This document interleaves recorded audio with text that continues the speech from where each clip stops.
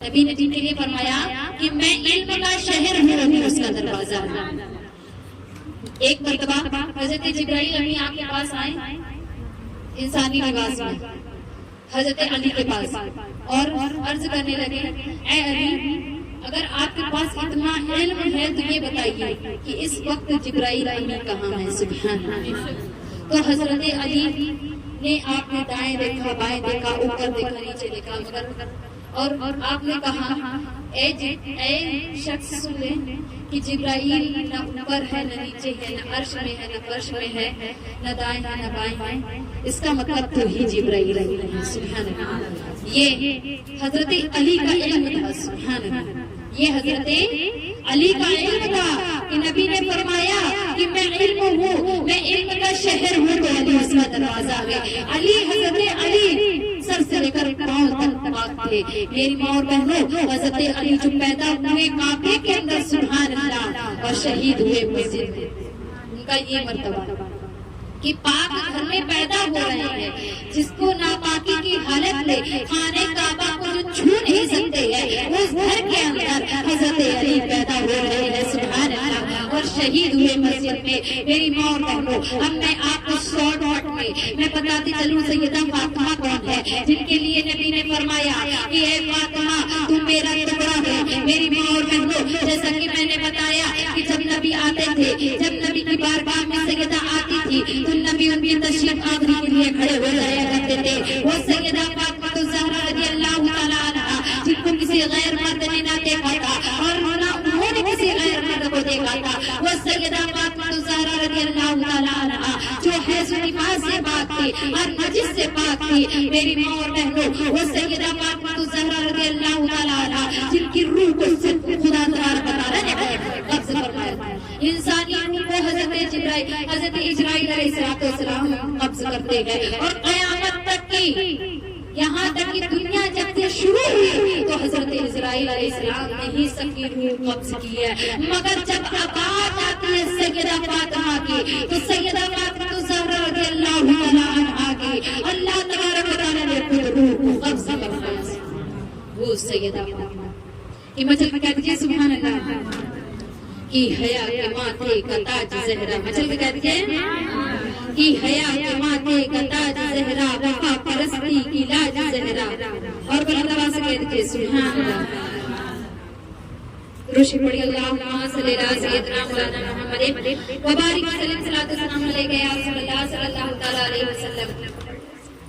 کی حیا کے ماتھے کا تاج زہرا، وفا پرستی کی لاج زہرا، کی حیا کے ماتھے کا تاج زہرا، وفا پرستی کی لاج زہرا، جس حیا کے ماتھے کا تاج زہرا، وفا پرستی کی لاج زہرا، کہ زمانے بھر میں چپٹ رہا ہے تیرے در کا اناج زہرا، کہ زمانے بھر میں چپٹ رہا ہے تیرے در کا اناج زہرا۔ مقام خون رسول یہ ہے کہ مقام خون رسول یہ ہے، گلی جنت میں راج زہرا، جو تیرے شوہر سے بغض رکھ کے مریض ہے لا علاج زہرا، جو تیرے شوہر سے بغض رکھ کے مریض ہے لا علاج زہرا، بنی جو تیرے قدم مٹی، بنی جو تیرے قدم مٹی، بنی جو تیرے قدم مٹی، ہمارے سر کا وہ تاج زہرا، کہ کون زہرا حیا کا مرکز، سخا کا مرکز، حیا کا مخزن، سخا کا مرکز، عطا سراپا جناب زہرا، عطا سراپا جناب زہرا، نبی کی صورت، نبی کی سیرت، نبی کا نقشہ جناب زہرا،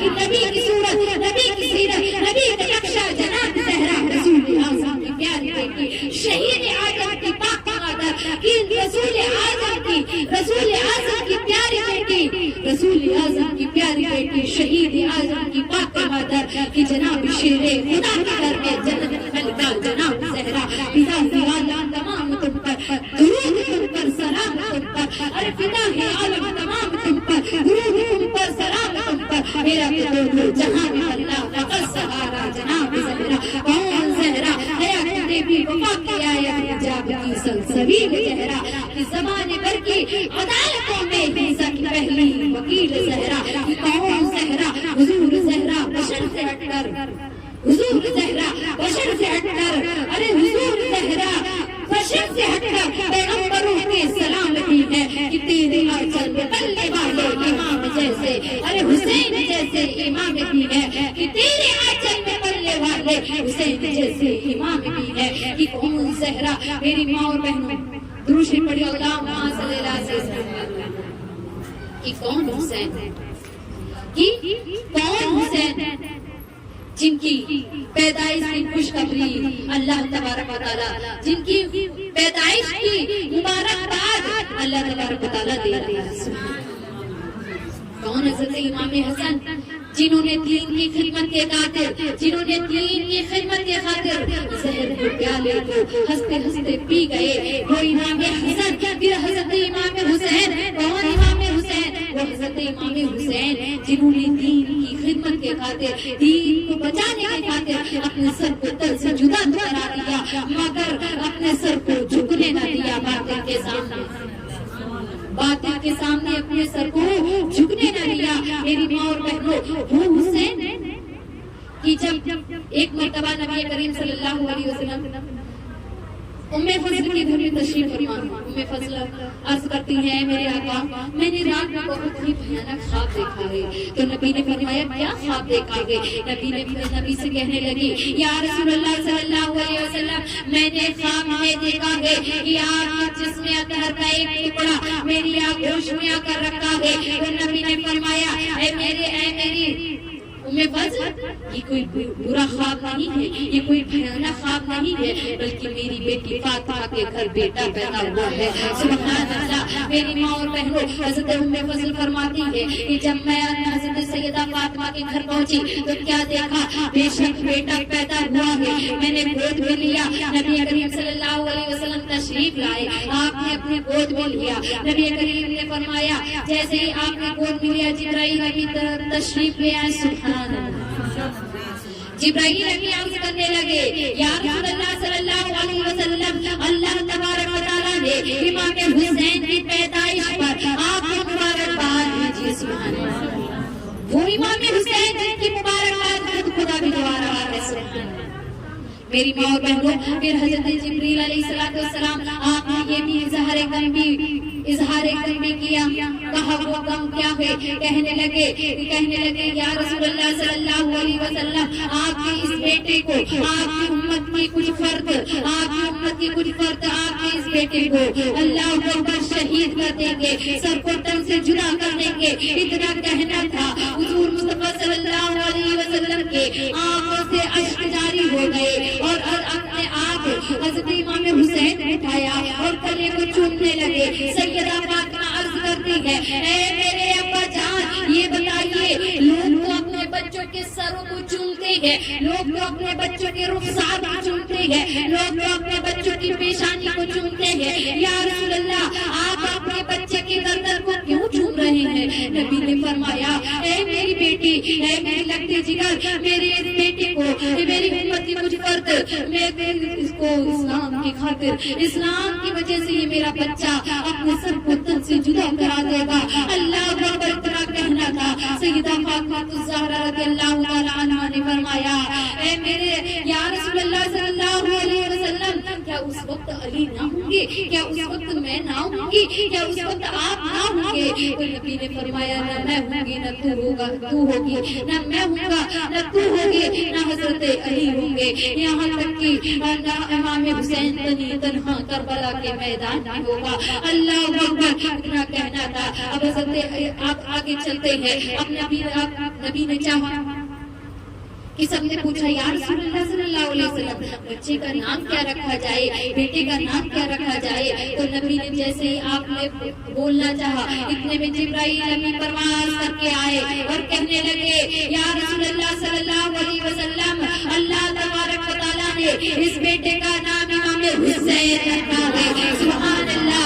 जिसका नाम खुदा रख रहा है वो कितनी बुलंदी वाला होगा, कितनी बरकत वाला होगा। मेरी माँ और बहनों, हुसैन की बात करनी है। मुझे कहते हैं या इमाम हुसैन, या इमाम हुसैन। मेरी माँ और बहनों से गुजारिश है कि मचल की कहती है दोनों हाथों को उठाकर या इमाम हुसैन, या बात को परिवार आला जो भी इमाम हुसैन के अपने नाम पर अपने दोनों हाथों को बुलंद करके मौला उन हाथों को कभी किसी के आगे मोहताज न होने देना। कहती है या इमाम हुसैन, या इमाम हुसैन। मेरी माँ और बहनों, अब आपको बताते चलूं कि इधर حضرت آقا صلی اللہ علیہ وسلم نے چاہا کہ حضرت امام حسین کے کان میں اذان کہی. جب اذان کہی، اذان کہنے کے بعد کہا بیٹا، کان میں اذان کہی، ادھر نگاہ سے نگاہ ملی.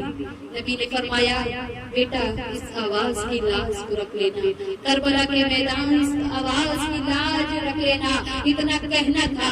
نگاہوں سے نگاہیں ملتی ہیں اور نگاہوں سے نگاہیں جب جواب دیتی ہیں کہ یا رسول اللہ، اے نانا مصطفیٰ، اگر آواز آپ کی ہے تو کان حسین کے ہے. کل کربلا کے میدان میں لوگ اپنے گھروں میں نماز پڑھتے ہیں، لوگ اپنے گھروں میں قرآن پڑھتے ہیں. ارے دنیا کی فضاؤں میں قرآن پڑھنا تو آسان ہے.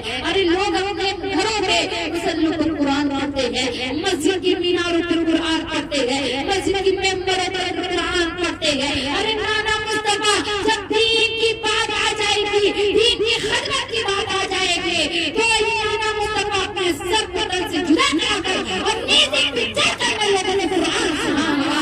وہی امام حسین نے بات کرنی ہے. میری ماں اور بہنوں، وہی امام حسین. آپ نے جب جواب دیا، اب امام حسین بڑے ہوتے ہیں. نبی کریم صلی اللہ علیہ وسلم مسجد میں تشریف فرما ہے، مسجد نبوی میں تشریف فرما ہے اور نماز پڑھ رہی ہے. آپ کے مقتدی چاروں صحابہ، حضرت ابو بکر صدیق، حضرت عثمان غنی، حضرت عمر، حضرت علی آپ کی مقتدی بنی ہوئے ہیں. میری ماں اور بہنوں، نبی جب سجدے میں جاتے ہیں، میری ماں اور بہنوں غور سماعت فرمائیے گا. حضرت امام حسین، حضرت امام حسین آپ مدینے کی گلیوں میں ٹہل رہے تھے، گھوم رہے تھے. کبھی نانا مصطفیٰ کو دیکھتے، کبھی کعبہ کی دیواروں کو دیکھتے، نانا مصطفیٰ سے کبھی نانا مصطفیٰ کو دیکھتے. جو ہی نانا مصطفیٰ پہنچتے ہیں سجدے کی حالت میں، اللہ اکبر، امام حسین چھلانگ لگا کر نانا مصطفیٰ کے پیٹھ پر بیٹھ جاتے ہیں. اللہ اکبر. جیسے ہی امام حسین بیٹھ جاتے ہیں، فرشتے حورے غلمان سب کے سب تڑپ جاتے ہیں، مچل جاتے ہیں. یہ کیا ہو گیا؟ نبیوں کی امام کی پیٹھ پر حضرت امام حسین سوار ہو گئے. اللہ اکبر. حضرت جبرائیل امین عرض کرنے لگے، اے پروردگار عالم، امام حسین تو نبیوں کے سردار کی پیٹھ پر بیٹھ گئے ہیں، اب کیا ہوگا؟ اللہ تبارک و تعالیٰ فرماتا ہے کہ اے جبرائیل امین چپ ہو جا اور جا میرے نبی سے کہہ دینا کہ جب تک امام حسین خود سے نہ اتر جائے تب تک کہ اپنے سر کو سجدے سے نہ اٹھانا. وہ امام حسین کی بات کرتی ہے. میری ماں اور بہنوں، اب امام حسین جب بیٹھے ہوئے ہیں، نبی نے 3 مرتبہ نہیں، نبی نے 5 مرتبہ نہیں، نبی نے 11 مرتبہ نہیں، بلکہ پوری 73 مرتبہ تسبیح پڑھی.